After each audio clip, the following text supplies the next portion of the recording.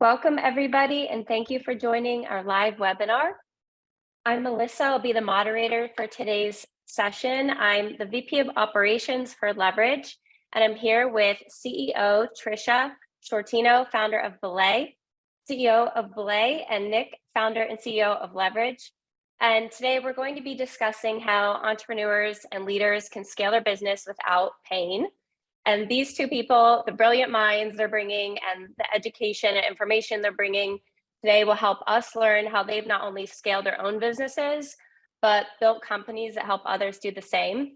So today we're really combining the power of virtual assistants and operational efficiencies to give you the ultimate powerhouse in how to run, scale, grow your business. So I'll start by giving some background of both CEOs that we have on the line. Tricia, if you could please go ahead and give us a little bit of information about yourself. Sure. Thanks, Melissa. So, hi guys. I'm Tricia Sciortino, the CEO of BELAY. I've been with BELAY since founding back in 2010. We are a all-remote staffing organization focused on virtual assistant support for our clients. I started as a VA myself and spent the next 10 years really using that to grow my career inside the organization, where I've now found myself as an executive who has a VA. So it's been a great full circle experience for me to be able to sit on both sides of the table, to go from being a virtual assistant, supporting a leader to grow, and then now being a leader that has a virtual assistant that helps me grow and scale my organization. It's been an awesome ride, and that is me. Thank you, Tricia. And Nick? That's a great story, Tricia. Like, to come full circle. Yeah. I'll give the quick background. I was a high frequency trader on Wall Street for 8 years. So in that space, I'm developing algorithms and coding computers to trade stocks at micro and nanosecond speeds, just based off of my math formulas. And in that space, I developed an appreciation for automation, for the value of time.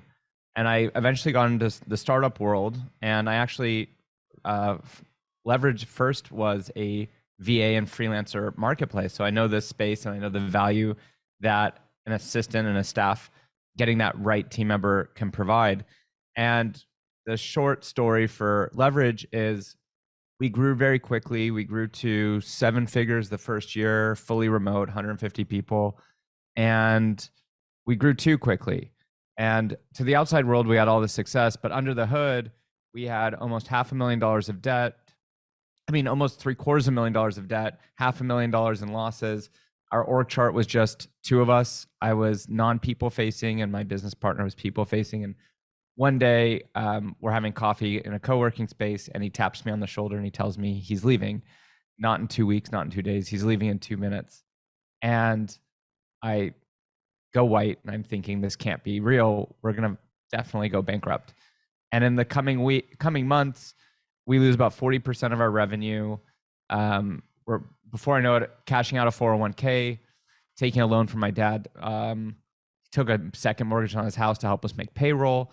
It was a complete cluster. We'd grown too quickly. We got ahead of our skis. We didn't have the foundation to support the size that we were at. And I had to make a decision. Do we bankrupt the company, or do we try to turn this around, make it more efficient, and clean it up? And I saw a path to cleaning it up. And actually, quite quickly, things started turning around, and people started reaching out, asking me to help them on a consulting basis with their operations. And we worked with small financial advisors up to Tony Robbins, Poopery, and some of the Fortune 10 tech. And everyone had the same issues, same needs, and the same stuff that turned Leverage around seemed to be working extremely well for all these other companies and teams. We were saving around a business day a week per person in a company. And so now we decided to pivot the company because we saw that being like a really interesting niche that we could be world-class in. So now we're no longer the freelancer marketplace / VA company. Now we do operational efficiency training and consulting for a variety of different industries and size businesses. So excited to be on this webinar today, discussing how we can help people save a bunch of time and stop drowning in work. Awesome, thank you. Well, both stories are very inspiring. I'm sure there's already questions running through everybody's minds. So I want to let everyone know you can ask questions through the Q&A, and please feel free to submit them as we go. We're going to compile all the questions, and then I'll run through those at the end. So you can ask general or specific to Nick or Tricia, and then we'll make sure to get you those answers before the end of the webinar. Okay, so now we're going to dive in to our panel questions. So question 1, the main subject of this webinar is how to scale your business without the pain and without overworking yourself. I'm sure a lot of people in this audience are in that exact position where they feel underwater, overwhelmed, and stuck. Can you talk a little bit about a time when you faced those same feelings in your business and how you got through it? Yeah, well, it sounds like Nick has an awesome story here. You could hear it in his intro. um, but yeah, similar story. I think maybe a lot of us go through that, especially in startup mode, where we hit this season of time where success feels easy and there's more demand than maybe there is even supply at some point. Where, I remember time at Belay where we were excited to have more business than we knew almost what to do with. And it was a great season, but it was completely unsustainable with the way we were working. And so a lot of team members and myself, really kind of get to the place where we hit the wall and said, okay, this is a lot. This is enough. Something has to change. The way we do work has to be more efficient. It has to be better. It has to be more satisfying. Doing the grind and the hustle, it used to be cool. It just is not anymore. It's not cool. So what was the way with which, things were going to change? And it really, starts with you deciding that you're going to do things different, because we see a lot of leaders in our pathway who are stuck and are in these positions and are really overwhelmed, but just keep doing the hard things because they think that's the way it's supposed to be done. I think recognizing that there's an opportunity for it to not be that way is the best first step to take. For me, that meant getting myself help and surrounding me with the right people. For me, that meant hiring my first virtual assistant to help me take off some of the extraneous administrative stuff so I could feel less overwhelmed. And it also meant surrounding myself with great leadership that could own different pieces of the organization so that I could focus on what it is that I needed to do, and that was lead the organization. And so that's what I say for me. It was a lot of deciding to get the help, surrounding myself with the right people to reduce the overwhelm, truly share the load, and then start to put good practices and procedures in place for the business to create order out of chaos. And Tricia, if I could make a t-shirt after this webinar, it would say, "The grind is not cool anymore." I love that phrase that you said. It wasn't for me. I mean, I was a mom when things first started getting really exciting around here. I was a single mom of 2 young kids, and I did not want to miss all the moments. I loved my career and I love leading this organization, but I needed to figure out a way I could do it and still have a life. I didn't need it to be all consuming. I needed to be able to shut off at 5. I needed to be able to not work nights. I didn't want to work weekends. I wanted to be a present mom. I wanted to get up in the morning and pack lunches, and I didn't want to be on my phone checking emails at 6 a.m. So something had to give. And so for me, I was like, I truly believe you can do great work and lead a great organization and not work 80 hours. I mean, it's completely possible. And I set myself out on a mission to make it happen. And end up here. I mean, I could say today that I'm the CEO of this organization that is growing, and I typically work 40 hours a week. Well, that is amazing to hear, and I'm sure a lot of people on the line are thinking, okay, now how do I get there? So Nick, before we dive into that next question, do you want to share a little bit about when you were feeling those feelings? How did you get through it? Coffee. No. Um, I think that it really matters what you're optimizing for. And I think that the mindset that I had at the beginning when we grew too quickly was we were optimizing for revenue growth. And we got sucked into hearing from people, oh my God, that's so impressive. It's impressive that you have a big team. It's impressive that you have big revenue. So I think you need to get clear on what you're optimizing for. Are you optimizing for profit, for revenue, for lifestyle, for long-term growth? Are you trying to exit? So I think you need to be clear, because what I see a lot of people falling into the trap of is they're too short-sighted and they're too short-term focused, and and there's only so much you can grind, and there's only so much that you can optimize. If you're only optimizing for revenue, then it will always be better for you to do a sales call for the next 30 minutes than it will be to train a VA or to work on documenting a process or to rolling out Asana or some new tool. So I think that people just need to be really aware that every minute that they're spending on short term, it's a minute away from long term. And it doesn't need to be 50-50. They just need to be aware of how they're allocating their time, and that's what they really want to be doing with it. So many people, it's 100% short term, 0% long term. And depending on the season in your business that you're in, maybe it should be 80-20 short term to long term. Maybe it should be 70-30. But I think it comes back to, what are you optimizing for? What goals are you setting for yourself personally and for your team? And so many goals that people set are purely financial or short-term revenue related goals. And I don't see enough around, I want to really make our operations, our foundations from an operation standpoint more solid, or revenue per team member, or I want to cut my working hours from 60 to 40, right? Like, if you could just cut your working hours from 60 to 40 and maintain revenue or slightly grow, that might be a bigger win than if you grow your revenue by 50% to certain people. So I think that it's important that people do start thinking about, what activities and what initiatives should they be focused on that help support long-term growth of the business versus short-term. And that I think is something that we missed early on, that now every quarter we are setting revenue targets, but we're also prioritizing stuff that is going to only generate a return in 6 months or in a year. And it's not even going to generate directly a financial return. It's going to generate a time return. Just like there's return on investment, you have return on time.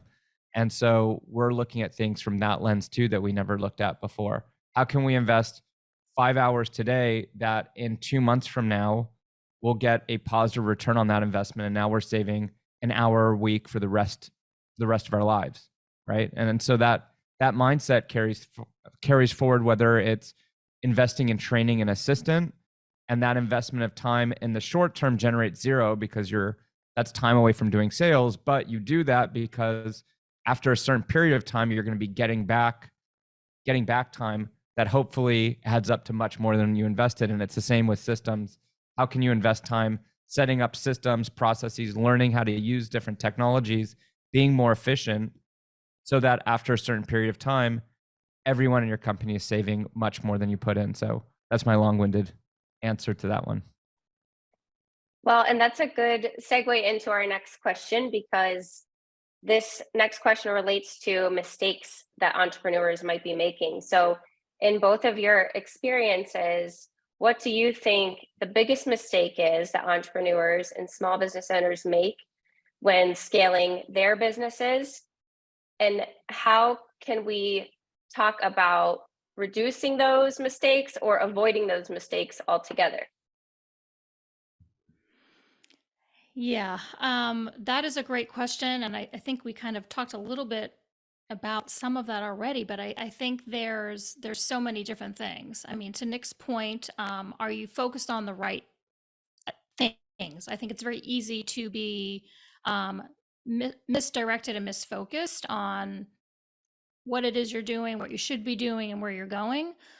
We see a lot of leaders, especially small businesses, really get stuck in very tactical business operations, which you need to be when you're small. But what is the foresight, or what is the plan or the strategy with which you can actually focus on the things you should be focusing on? How do you get from point A from point B? That you might be in a season where you have to focus on the small business operation needs, which you should be, because also to Nick's point, building healthy foundational business operations will help you actually grow.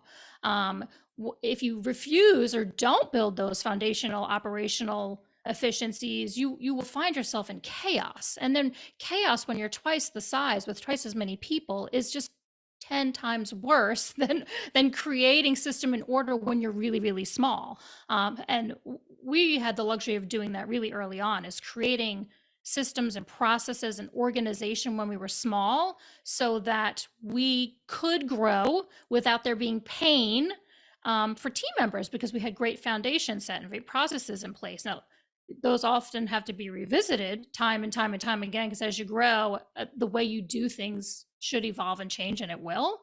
But it's truly foundational. To miss that part and to just wing it, it's only going to take you so far. You will absolutely be the lid on your business. So I think you do need foundational organization, probably sooner than you think you need it. Like right in the beginning, you need it. Same thing with a VA. I truly have doubled myself by having a virtual assistant. So whatever I can accomplish in a day, I can do twice as much, because half of what I would have been doing, my virtual assistant is doing for me. So everyone has an assistant. The question is, are you the assistant, or do you have an assistant? Everyone has administrative work they're going to do. Everybody has emails. Everyone's booking calendar. Now, if you want to be your assistant and spend 50% of your time handling administrative tasks and emails and booking travel, go ahead. But that's 50% of your time that you could be focused on strategy and growth and taking the sales call and sitting with a marketing group to figure out what your messaging and branding is, or planning, your organization's events and retreats and HR policies. So the things that leadership should be focused on absolutely can be taken away by being buried in an administrative work. Honestly, you should not be doing. A lot of people find it comfortable. It's very nice to check a box every day to be like, done. That feels good, but it's probably doing a lot of things that are unnecessary that somebody else can do, because the things you should be doing are the big things that don't get done in a day, and somebody has to do them, and it's you. That's a good piece of advice. And we talk about this a lot at Leverage, what can we get off of our plates to help each person then be more efficient? Nick, do you have thoughts on that as well? How do we help the audience avoid making mistakes, and maybe how do we right the ship if we know we're in the midst of a mistake? Yeah, I think, again, depending on where you're at, like if you need to make payroll next week and you don't know how you're going to do that, the strategy is a bit different. If you do have a little bit of breathing room and cushion, I would encourage you, not to be really pushing. If you haven't, built that foundation, have an assistant, have the systems and processes in place, if you're already able to live comfortably, make payroll, if you're not allocating a decent amount of effort and energy and money and time into those activities, you've kind of like limited how much upside you can have over a 3-year period. So it's really like, are you trying to maximize your short term? Are you trying to maximize what's going to happen in a month or in a year, or set something up to maximize a 3 to 5 year time period? And I think that some mental triggers that you could be thinking about is, if something doesn't give you joy or tap into your unique ability, you should be thinking, how do I never have to do this again? If you do something more than once that didn't fall into those buckets, you should be thinking, how do I never have to do this again? And it could be a physical person who that is the strategy to move in that direction of getting it off your plate, or it could be a technology who. But whatever it is, you should always be thinking. So what I found with myself is my unique ability, I used to think, is math, and then I started realizing it's actually high pain tolerance. I can just endure suffering more than others. And that has allowed me to get further because of my ability to suffer. But it's a double-edged sword, because if you're really good at suffering and can work an 80 to 100-hour week, it's easy to put blinders on to kind of what I'm saying now, which is you really need to be looking for every single thing you do that you do more than once that doesn't give you joy or tap into your unique ability, and actually reducing that pain tolerance and kind of putting constraints. I'm not going to work more than this many hours, and not allowing that high tolerance will force you to get smarter and look for solutions that otherwise you kind of let slip through the cracks, and you just keep doing things the way you've been doing it, because change is hard, and it's easier to just keep doing things the way that you've been doing it versus making some change that might be scary or new or uncomfortable. Thank you. Those are all good tips on how to turn it around if we're in the midst of a mistake. And when we're looking at the next topic, it relates to the economy and where we are now. And we felt this was important to address because tech layoffs, everything have been all over the news. And we'd like to hear from both of you on your advice or suggestions of what business owners can do if they're facing similar pressures. How could companies like Leverage and Belay help? And if companies are in that spot where they're thinking we might be next, what can they do to help themselves and their teams get in that right mindset and set them back up for success? Thank you, Melissa. Yeah, I think some of us have almost led through similar circumstances back in 2020, when the pandemic first hit, and it really changed the landscape of what work and the economy would look like. So we've had a little bit of experience maybe getting through seasons like that. I kind of view this current season somewhat similar. From a leadership perspective, I'll talk about that first. I think the biggest gift you can give your team is by being as transparent and honest and forthright with the business as you can. I think we as CEOs are stewards of the people that we work for. We're stewards of the organization, and ensuring that the team feels equipped with as much knowledge about the organization, if there's any impending decisions, good or bad, that need to be made inside the organization, getting in front of it and over communicating with your team. Also over communicating safety and also the honesty of what things will look like. So I just have this thing on my heart that I would never want anybody who worked for me to ever be surprised one day if we were to have to walk in a door and lay people off. So I would want them to be very clearly understanding the predicament we're in.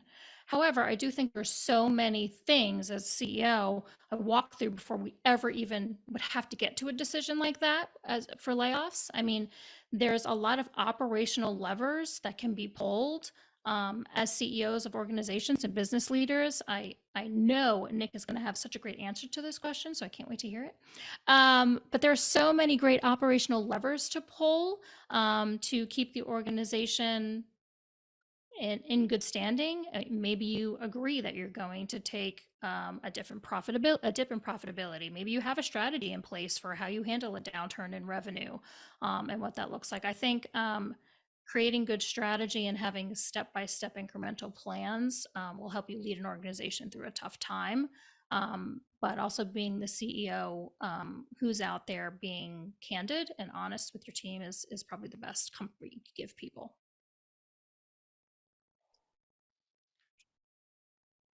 Nick, do you want to go ahead and add in? Thank you, Tricia, for that info. Well, one, I think that probably the best way to avoid layoffs is avoid overhiring in the first place. And I think a lot of people overhire as an easy way out of increasing bandwidth and capacity. When my new book, which I should have mentioned in the intro, but I have a new book called Come Up for Air. And it just came out last week. And I called it Come Up for Air because everyone says that they're drowning in work. And what happens when people are drowning in work and they need to increase their capacity is there's 3 ways to increase capacity. And the first way is you hire more people. That's usually the knee-jerk reaction. And if you're hiring more people as a first resort versus a last resort, and you don't have a foundation in place, meaning you don't have the systems and processes to support, it might be hurting your business than helping your business. If you think about all the costs, like you're paying for recruiting, onboarding, training, salary, every person you add adds exponential complexity to an organization. And so don't get me wrong, there's definitely a time and place to hire, but if you're doing it just very loosely and it's just like, oh my God, I have no more capacity, I need to hire, you need to have capacity to train those hires and work with them and make sure that you get, you know, as much as you can out of these people. So the first way is to increase capacity is hire. The second is you ask people to work more hours. You know, Tricia, you know, working 40 hours a week as a CEO is amazing. A lot of people would be really jealous to hear that.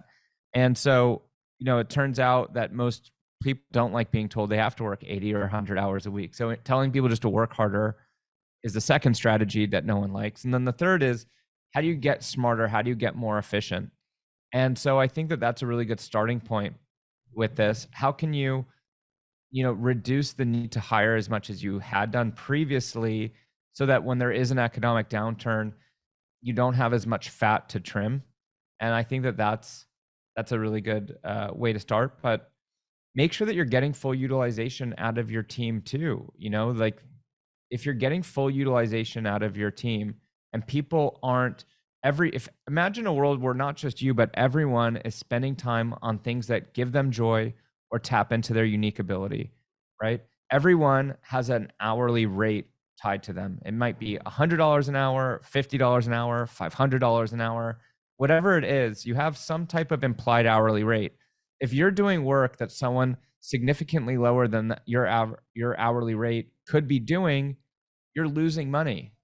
And you might not just see it reflected on a P&L statement tomorrow, but you are. If you're $100 an hour and someone at 20 or 40 or $50 an hour could do it, it makes no sense. Your time would be better spent letting them do that. So now you can free up your time to do the more important or the more expensive, higher impact type of work. And so as long as if you're running a company that's thinking in this type of way and you've eliminated the scavenger hunt, you don't have people doing work that's much lower than their salary would imply they should be doing, you know, most likely your company is going to be fairly profitable and stable and should be strong to navigate an economic downturn. And if not, at least then if you do have to, you know, God forbid, do layoffs, at least you've minimized the impact of the layoffs because you've really focused on only hiring as needed and making sure that you're hiring people that are getting almost as full utilization as possible, and you've minimized kind of the fat, so to speak, inside of the business. So much good insight there from both of you. I'll just kind of recap a few major themes that I had heard because there was a lot of tips, I think, within both of those answers. So your current team, looking at how are we operating, efficiently operating, making sure that we're maximizing capacity. But then also, I think a really important message from Belay is, and it came throughout this webinar, is looking at what can I get off of my plate, give to someone else. And also VA, I know at Leverage, we refer to Belay a lot for VAs, because if people are coming in, it is a more economical way to hire very talented people. So we're looking at being more efficient. And then if we do have the capacity to hire, looking at those economical ways of doing so in times like these. So there was so much coming through in that session. I wanted to kind of give a highlight of a couple of tips there as I was taking notes, so I remember all of this info after the webinar too. Okay, so we're going to talk more about hiring in the next question. So if we are at that place where we're looking to add a team member, we've got our operations figured out, now we're ready to onboard somebody else to the mix. a lot of entrepreneurs or small business owners can get overwhelmed about the idea of hiring a new person because, as you both have mentioned, it does add complexity. So what would your advice be to them before hiring a new person, and how can they set themselves up for success before bringing on that new team member? Yeah, I would say preparation is key. If you've made the decision that it is time to bring somebody on because you've gone through all of the other scenarios and realize that is truly where you are, bringing somebody on and the manpower is needed. There's a couple things I would say about that being successful. First thing I would say is, your interview, the who you're hiring and how it is you get to the core um, contribution of the role that you're bringing on is important. We talk a lot about how to interview, steps for interviewing, and finding the right person. Here at Belay, as a staffing organization, the who is important. But even if you find the right person, whether it's a full-time addition to your team or it's a fractional addition to your team, or you use an agency to help you, like somebody like Belay, that's great. You've found the person. The journey has just begun. Training is a huge gap, is a huge component that is so important that I think people underestimate the value in. I think, if you want somebody to really hit the ground running, you're actually setting pre-training. You're getting yourself ready to do training. You're organizing the things that this person will need to do. You're organizing the systems and processes they will need to follow. You are setting them up to succeed. If you're prepared to bring on a new person, and when they're hired and join your team, and you have a thorough training program set in place, you'll get, first of all, they will feel more equipped, seen, and heard to come in and contribute at a high rate. And you are equipping them at the opportunity to do that. And you will see the value of that addition to your team quicker, honestly. So training is a big one that we believe a lot in, and investing in that person in their first 30 days, 60 days, staying close to them, giving them great feedback, are the things that I would say out the gate when bringing somebody on. Excellent. And for you, Nick? I think that setting people up for success is really important. So I agree with Tricia on the training, but I think also being super aligned on what success looks like, how you're going to measure their performance, and being really clear about that from the very beginning, right? At Leverage, we do something too where I'll just say, this is how you're going to be a hero to me, and this is the stuff that's going to really trigger me. And if we had previously had people in this role, I'll be clear why it didn't work out for that person. And then we'll do check-ins too. So I think all of that is super important. Okay, and we are about 10 minutes from the Q&A portion, and we have 2 more questions. Actually 3, but the next 2 are just individual. So Tricia, this next one is just for you, and then Nick, you have your own afterwards. So Tricia, have you ever seen any breakthrough moments with your clients where hiring someone had a major effect on their business or allowed them to break through to a next level? Yeah, I mean, this question, we sit in an amazing seat in that with what we do, we get to see this happen repeatedly. So most people that come to Belay are overwhelmed, they're exhausted, their plate is full, they're drowning, and they need to make a change. They need to change the way they work, and so they will come to us at Belay because they need help. Whether that's they've decided they need a virtual assistant, they want accounting services support, or a bookkeeper, whatever that is, the way they found us, they've joined us, and we're able to pair them with somebody in a very unique, customizable way that has allowed their work to change. And I hear repeated stories over and over again. Over the last 12 years doing this, it's been a joy. We have, one of our very first clients, Michael Hyatt, from Michael Hyatt and Company, Full Focus Company. He was one of our very first clients. I was actually his VA way back when in the day, but he was able How was that? to. It was so fun. Mike's the man. I love him. Still really appreciate him. He was great. But he had just left Thomas Nelson Publishing. He was going out on his own. It was just him. He was a solopreneur and he was trying to start this business. And the first thing he did was hire a VA through Belay, me. We actually still work with Mike and his team and still provide them administrative support when needed. It's not me anymore, but we still get to do that. But I was able to help him get in there and remove. I was handling all of his email, all of his calendar, help him booking book tours that he was going on. One of his first books came out. So I was able to just really watch him succeed, his business take off and grow, and know that at the behind the scenes, I was really able to support that growth. We've seen that with a lot of clients since, even recent day. I was at a conference last week with some Vistage coaching CEOs, and one of them there was a client of ours, and he just ranted and raved how having his virtual assistant has allowed him to add additional cohorts to his coaching plan, because he was able to get rid of so much administrative report.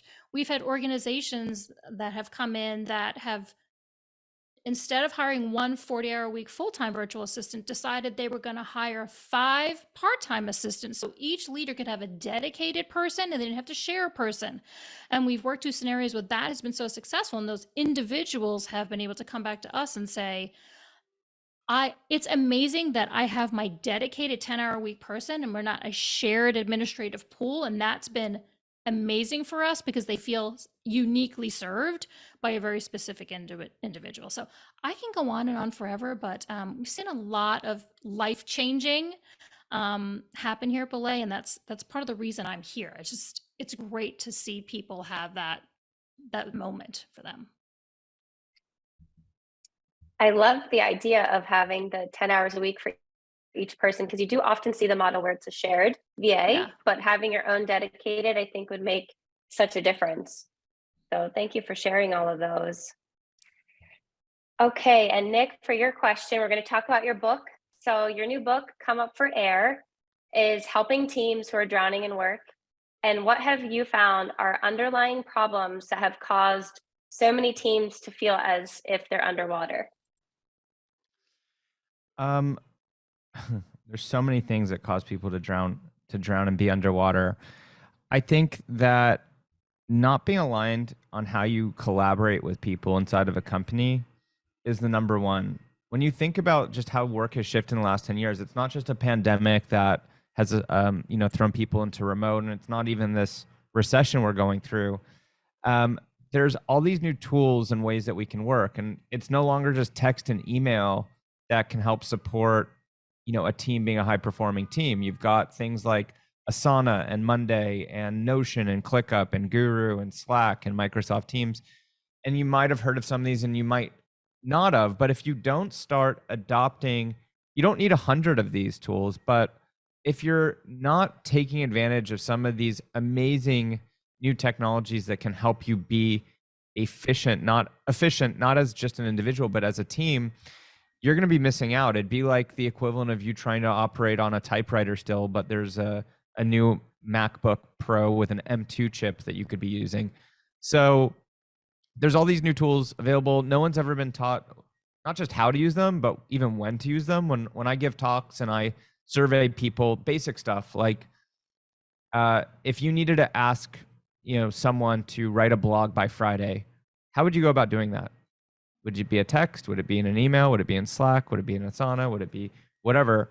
You get a completely even distribution of answers, which means there's a misalignment on how to handle basic work situations right now in the workplace.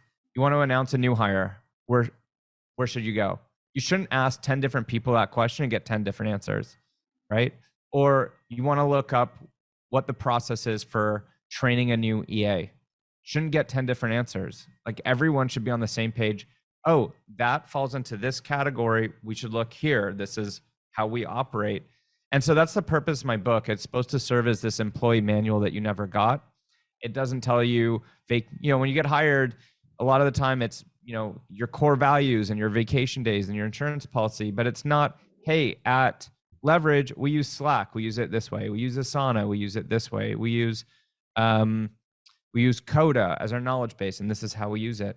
And so people need to understand how to think about all these new technologies. And again, you don't need 100, but there's a handful that you need to think about. And what we saw is when people are drowning in work, which is why I called the book Come Up for Air, you start to just cut corners because you're already working 12, 14, 16 hours a day.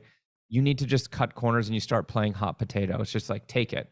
And you start completely forgetting about what best practices, but in most cases, you haven't even established what best practices. And you just start texting, you start emailing, you just do whatever it takes because you're just in survival mode. And so the underlying premise of the book and our philosophy at Leverage on how to be efficient is changing the mindset from individuals just trying to transfer stuff as fast as possible, which is in math what we call a local optimization. And how do you shift the mindset to being a global optimization? How can the team be efficient? And it's about changing the mindset from individuals just trying to transfer stuff as fast as possible, playing hot potato, to being a team and an organization that's optimized for retrieval of information and making sure that everyone understands these different drawers that you need to be thinking about where information should go so that you know which drawer to pull from. And I'll just say one more thing. When you do your laundry, the fastest way to be done with your laundry is you take stuff out of the dryer and you throw it in one drawer, but you don't do that. You separate your socks in one drawer, your underwear in another drawer, not because it's the fastest way to be done with laundry, but tomorrow when you need to put an outfit together, it's much faster to retrieve what you're looking for. And it's the same thing in business. We've got drawers in business too. You've got communications as a drawer. You've got planning as a drawer, tasks and projects. And then you've got your resources. You've got SOPs, processes, knowledge. And so the framework in the book and what we help businesses with is our proprietary framework called CPR, which stands for Communicate, Plan, and Resource. Every business on the planet, you need to communicate with people, your team, your clients. You have to plan. You've got tasks and projects. And then you've got your resources, that you have core values, you have a way you hire, you have a way that you do payroll. All of this needs to be documented and easy to retrieve. And so it's all on brand. Come up for air, stop drowning in work, CPR. That's the theme that we were going with. Okay, so we have one more question before we dive into Q&A, but I will say for everybody that's on and still with us, there are some very exciting giveaways at the end of the webinar. We'll be sending them out through email and everything as well, but if you can hang on, there's going to be some QR codes and things to get for each of you. So the last question, this is probably my favorite question out of this webinar series. If you could go back in time and give yourself one piece of advice before you started scaling your business, what would that be?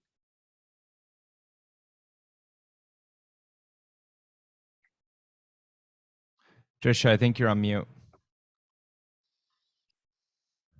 I am. Thanks, Nick. Why don't you go first? I would say one piece of advice: don't premature scale and don't focus so much on just growing team and revenue, but invest in the foundations. It'll pay dividends in the long term. That's good. I would add trust your gut. Listen to your intuition. Don't be afraid to do hard things. Delegate more, delegate earlier, delegate more often, and get comfortable saying no. That's a good one. Your not to-do list is actually more important than your to-do list. Your not to do, yeah, right? The busier you get and the more you grow, there's just more things that you could do, and resisting the temptation. And instead of creating the flood, keep everything in the river. And for every 20 things, you got to say 19 no's, or, whatever the adage is. That's what I'm going for. A lot of no. That's a great piece of wisdom. I also really like the delegate more. That is, I think with entrepreneurs that are used to doing it all, it's very hard to delegate. So really good tip. Okay, now it's time for the live questions. Thank you everybody for submitting these. As you've been watching and listening in. So we're going to get to as many as we can here. The first one for both of you, are there any favorite personal hacks or tools that you like to use as a leader? My favorite tools are Slack. We're a Slack company.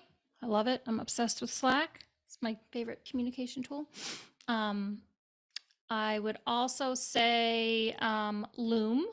I love a Loom. So Loom is a screen recording. It's great for sharing information and delegating easily to a team.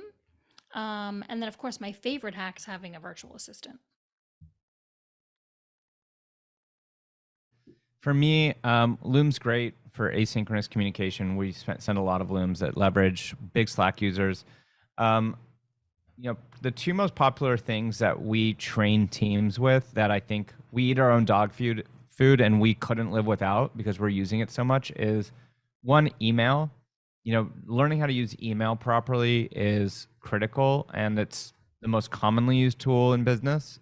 You might not have ever heard of Loom or Asana or Slack, but you're using Gmail or Outlook. So if you don't have a grip on that, somehow you're missing a lot. There's a lot of extra stress, and there's probably missed money and opportunities in your inbox. And then two, Asana, we're like one of their top partners. And if you use Asana properly, most people don't. They don't know when to use it. They haven't set it up properly with automation in their rules. So you get the automated cascading in my tasks, not getting to inbox zero. Like if you use Asana properly and you understand some of the tips and tricks, that can be an extremely powerful tool as well that can transform your productivity. Okay, next question is specifically for Tricia. So as the head of your organization, what do you use your Belay VA for? And if any tools, what do they use to help you? Yeah, I think probably nothing too surprising. She handles all of my email, about 75% of it. So if you think about that's a great portion of time for me not have touch email. We have a system that we use together that works great.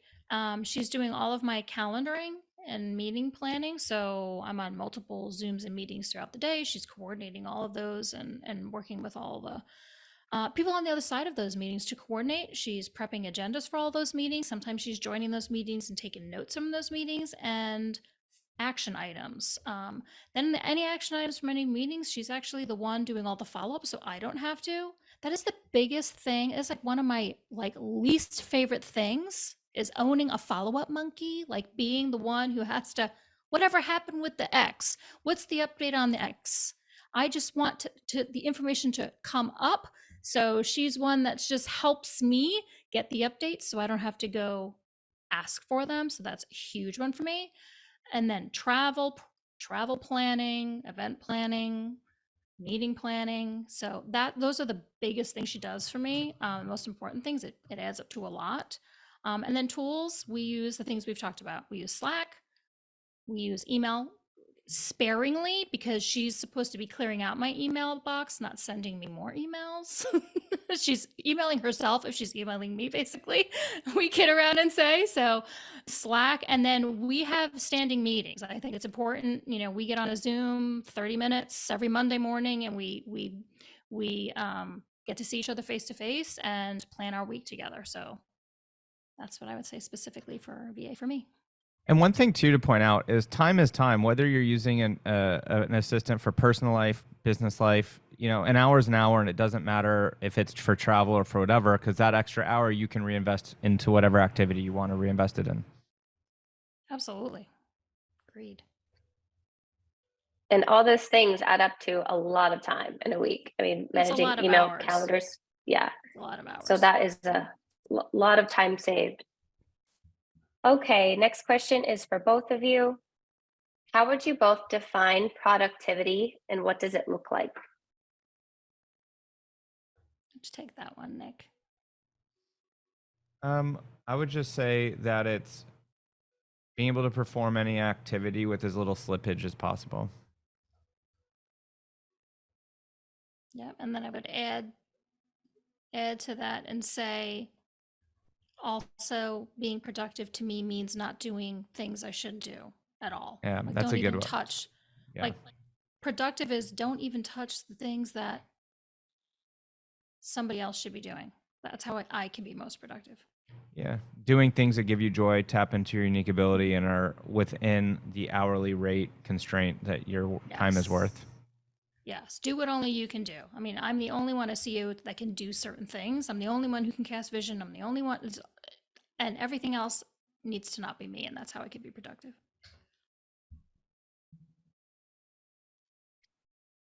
In line with productivity, how do you avoid distractions and stay focused on your work throughout the day? Yeah, that's not a thing for me. I know. I think working from home, I guess it can be very easy to find distraction when you're working out of your home. I've worked out of my home my entire for the last 15, 20 years or so. I've been working remotely, and I've worked here remotely for the time I've been here. I am just very focused on having a separate space that is my office. Nobody comes in except my puppy, and I leave the office when I'm ready. So distractions are not, I'm not easily distracted. I'm a very kind of focused individual. So maybe I'm not great at answering this question, but I'm very particular about calendar blocking and taking appropriate breaks and staying focused and following. I view my calendar as like my marching orders for the day, and I don't I don't go off task. I think you can time block. You can limit the notification distractions on a lot of these tools. And one way to eliminate a lot of the noise too is utilize an agenda inside of your team. A lot of people will send pings and dings in Slack and other tools because they have no place to dump their ideas and their thoughts. And if you give them an agenda and you have weekly meetings with people, you can batch go through a lot of things, and that helps to eliminate distractions. That's a good one. I agree. Like, turn your ringer off on your phone, and not just when you're working, just keep it off at all times. That's what I do. Okay, so this is more towards Tricia. How can hiring a VA set you up for success before you even start making changes in the processes of your business? Yeah, I would just say you could leverage the VA to support you in that. So I think when I started as a VA, I mean, I shared a little bit about when I started with Mike Hyatt. He was just getting started. When I started here as Belay, it was at founding. I was a VA who contributed to creating the organizational processes. It was part of what I did. So I think if you're looking for help, aside from hanging out with Nick and following his advice and reading his book, if you need a person to help you create processes and organization alongside you, I think that's a great way to leverage your VA. You can very much bring them on to help you create those things inside of that. So that's what I would say about how a VA can help you through the process of creating order. Okay, wonderful. I think we have time for one more, and then we will get to the giveaways. So Nick, this is from a reader of your book that is on the line. And the question says, Nick, your book is great so far. Do you have any comments on achieving efficiency with tools in a manufacturing environment? Within CPR, planning and resources have a few extra layers. How could we apply these principles to things like enterprise asset management or computerized maintenance management systems? I think that the CPR framework still holds for all that stuff. So if you're in manufacturing, you still have clients and vendors that you need to communicate with. So you have to know when to use email and how to use email. You have a team internally, so you're going to need to communicate with them. So you should be using tools like Slack or Microsoft Teams. You've got tasks in projects in that space. So a tool like Asana or Monday is going to be helpful. And you've got SOPs and processes in enterprise manufacturing. So that all needs to be documented somewhere. And so at a foundational level, you still need to be thinking about CP&R in your space. So my book will help you with that. There might be, depending on your industry, and you might be in one of them where there's additional tools beyond that are unique to your industry that you have to layer on top, but still CPR will be foundational to everything that you're doing. And for that person, Melissa's about to share a screen, but you should book a call with our team to do a CPR consultation and talk more specifically about your space. Yes, thank you. That's a good segue into what we're giving away today and all of the stuff that we have for the viewers of this. And I did want to say thank you for all the questions. This was really exciting to see them all come through. We didn't get to everyone as we thought we would, but we were running out of time. So we're going to follow up. If we didn't answer your question live, we will be able to send you email responses and questions. And as Nick said, if it is a leverage-based question, we're going to have some meeting options for you as well. So if we could go ahead and thank you, Nick and Tricia, for all of your insight today. Okay, I'm going to have each of you just talk through. Nick, can you tell us what this 30-minute consultation would look like? And Melissa, thanks for being a great moderator. So we're offering a free, how long is it, Melissa? How many minutes? 30 minutes. So a free 30-minute consultation with one of our efficiency consultants, and we can dive deep. And in 30 minutes, since we're so efficient, we can unlock some low-hanging fruit and figure out ways that you can quickly save time. And for specifically that person that asked the question about the manufacturing, that'd be an awesome conversation to have with an efficiency consultant and see what opportunities you have.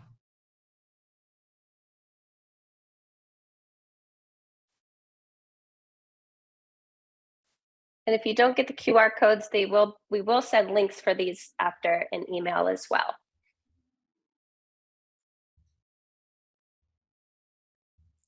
Okay, so if you have more questions about what it might look like to leverage a virtual assistant, please reach out to us. The QR code here is going to give you access to $300 off of startup costs if you decide to partner with Belay for a VA. And we're also going to give you the Mastering Remote Teams course for free. So I'm happy to talk to you and answer more questions about how a VA could serve you. What are some of the tools and ways they can serve you? So give us a ring, screenshot that QR code, and we look forward to talking with you guys on the other side. Okay, so we are right on time. We'll let this screen up as we say our goodbyes. But again, thank you everybody for joining. Thank you, Nick and Tricia, for sharing your insight, and Belay for having us on this webinar. We know, work, and trust Belay and their team, and we refer to them all the time. So we're thrilled to be here doing this with you and really leveling up efficiency by combining the power of operations and also virtual assistants. So thank you, everybody. Oh, go ahead, Nick. Sorry. No, this was really fun, Tricia. We should do this again. And for those that are listening and they're not looking at this, and this is purely audio, you can go to getleverage.com if you want to learn more about leverage. And you can go to belaysolutions.com to learn more about Belay, just in case you're not looking at the screens and seeing the QR code right now.